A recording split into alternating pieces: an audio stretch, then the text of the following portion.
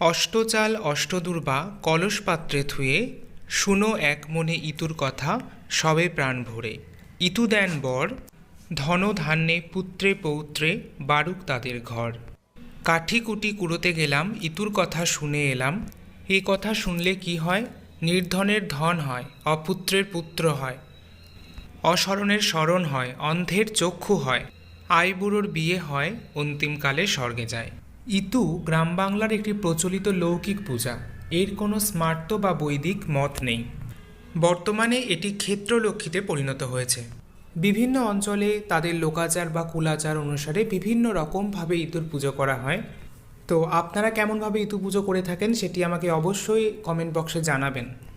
আর আজকের ভিডিওটি যদি আপনার ভালো লেগে থাকে তাহলে প্লিজ লাইক, কমেন্ট এবং শেয়ার করবেন। আর আপনি যদি এই চ্যানেলের নতুন দর্শক হন তাহলে প্লিজ প্লিজ প্লিজ চ্যানেলটা সাবস্ক্রাইব করুন এবং পাশে